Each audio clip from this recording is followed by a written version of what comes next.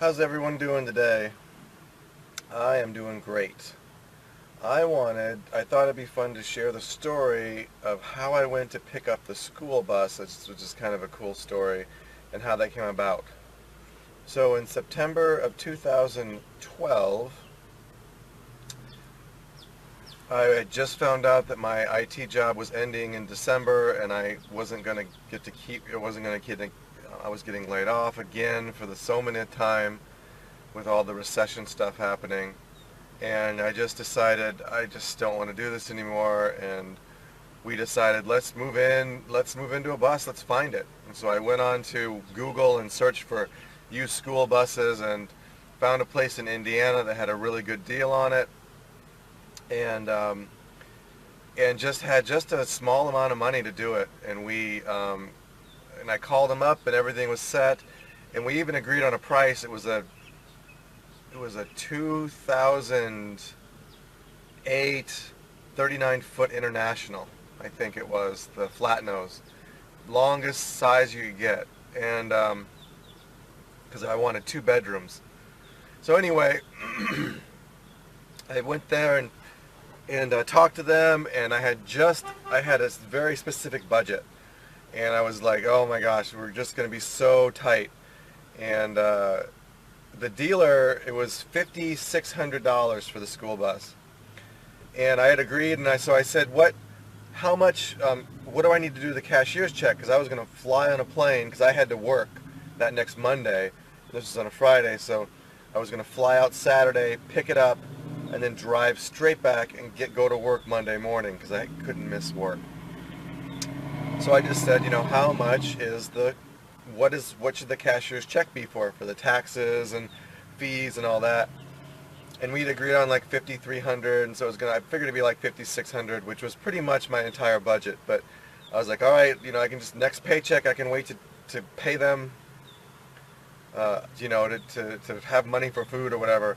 And he said, and I didn't really talk about the situation at all. I just said, okay, how much? And he just kind of paused, and he says, you know what? I think I'm going to give it to you for 4,000. And I was really shocked. I was like, oh, okay. Thinking, oh my gosh, what's going on? And he said, I just, what is it, and then he told me the amount. And he never really gave me a great reason why he dropped it $1,300, but the whole, like, the driving and the tags, like, everything came out to $5,600 with him dropping it. So it was like the exact amount of money I had went directly, was the exact amount. So it was really cool, like the way the universe worked that out for me.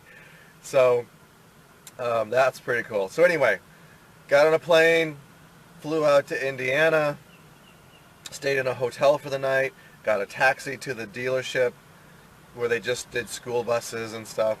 And I got there first thing Saturday morning, and did the deed, bought it, and the battery wasn't charged. And I'm like, oh geez. And while we did the paperwork, he says, oh, I'll just put it on the charger. And there was a ton of school buses. I'll just put it on the charger, no problem. And these school buses have gigantic batteries. I mean, bigger than semi batteries. They're just crazy big. So we put it on the charger, and it charged up, and it was a little and it started up, but it was a little slow. And I had the thought, man, it'd only take like a half an hour to swap this battery out with another battery from another bus for sale. But I was like, no, I want to get on the road, no problem. So that was, dumb thing for sure, but whatever. Got on the road and took off. And I had my backpack, and I had a little sleeping pad, because I was just going to sleep in the back with the seats and stuff, And so took off, and it was really fun. This gigantic monster of a school bus, 39, feet long, and just barely fit in the lane. And I had all the legal stuff on the back, like not for hire or something, not a working school bus, and all the stuff that he said I needed to get to drive it. And I had my insurance taken care of, I'd already taken care of that, and they were really great. And so it was insured for the drive back, so everything was legal. And it was a really great drive, and like really interesting. Just drove and drove and drove, because I had to be back to work Monday morning, so there wasn't time to mess around. I had a day and 3/4 to get back. And so the first day I stopped, or I stopped at the whatever place at the rest stop, after like a few hours, turned it off and went. And back then I was eating McDonald's and stuff, and so I went in for my McDonald's breakfast meal and the McGriddles. Oh, I used to love those McGriddles. And came back out, just dead. I was only in for like 10 minutes, 20 minutes at the most. Battery dead as a doorknob. And I'm like, oh shit.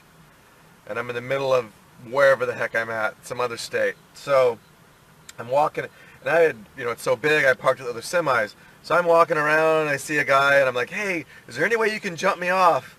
And he's like, sure, yeah. And so he comes over, and I don't remember if he was a semi or a pickup truck.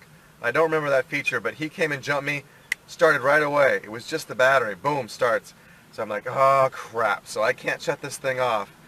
So I drove all day, stopping for lunch and breaks and just leaving it running because, with diesels, you can leave them running. And then in the evening, in the afternoon, I was like, okay, I got to turn this thing off when I sleep tonight, and I don't want to get somewhere. And so there was I pulled into a semi place, like they fixed semi trucks, and it was a mechanic shop, and there was also fuel. I could fill up diesel and stuff. And so I was like, all right, I'm going to leave it running and go see. So I went in, what's your biggest battery? And they have one, but it was about a quarter of the size of the big battery I had. But that's all they had. And I was like, okay, let me have it. And so I got it. And I was like, at least it'll get me back there. And, it'll work a little bit.